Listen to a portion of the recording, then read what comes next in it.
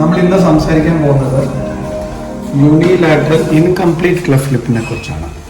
അപ്പോൾ നമ്മൾ ഈ പടത്തിൽ കാണും നമ്മൾ ഇന്ന് ചെയ്ത കുട്ടിയുടെയാണ്.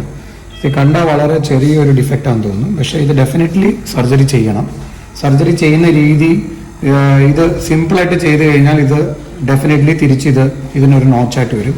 സോ ഇത് ഏറ്റവും ഇമ്പോർട്ടൻ്റ് ആയിട്ട് നല്ല ഒരു സെൻറ്റർ ചെയ്യേണ്ട ഒരു കേസാണ് ഇൻകംപ്ലീറ്റ് ക്ലെഫ്റ്റ് ലിപ്പ്.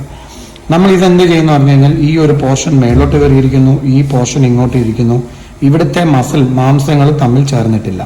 അപ്പം നമ്മൾ എങ്ങനെയാ ചെയ്യുന്നത്? ഇതിനെ നമ്മൾ ഈ ലെവലിലാക്കാൻ വേണ്ടി ഒരു കട്ടിട്ടിട്ട് ഈ മാംസത്തിനെ നമ്മൾ ചേർക്കും.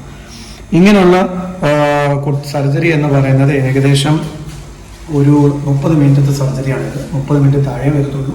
ജനറൽ അനസ്തീഷ്യയിലാണ് ചെയ്യുന്നത്. കുട്ടി ഒരു ദിവസം ആശുപത്രി കിടക്കേണ്ടി വരും. പിറ്റേ ദിവസം ഉച്ചയ്ക്ക് ശേഷം അവർക്ക് അവിടെ വീട്ടിൽ പോകാം. തന്നെ പോകുന്ന സ്റ്റിച്ചുകളായിരിക്കും നമ്മൾ ഇടുന്നത്. ഒരാഴ്ചയ്ക്ക് ശേഷം ഒരു ചെക്കപ്പ് കൂടി വരേണ്ടി വരും. അതിനുശേഷം നമ്മുടെ ഒരു യൂണിക് മസാജിങ് പ്രോട്ടോകോൾ ഉണ്ട്. അങ്ങനെ കറക്റ്റായിട്ട് ചെയ്യുവാണെങ്കിൽ പാടില്ലാതെ തന്നെ നമുക്ക് ഈ കുട്ടിയെ പുതിയൊരു പുഞ്ചിരിയായിട്ട് നമുക്ക് തിരിച്ചെടുക്കാം. നിങ്ങൾക്ക് എന്തെങ്കിലും ഇതിനെക്കുറിച്ച് എൻക്വയറീസോ ഡൗട്ടോ ഉണ്ടെങ്കിൽ താഴെ കാണുന്ന നമ്പറിൽ ബന്ധപ്പെടാം.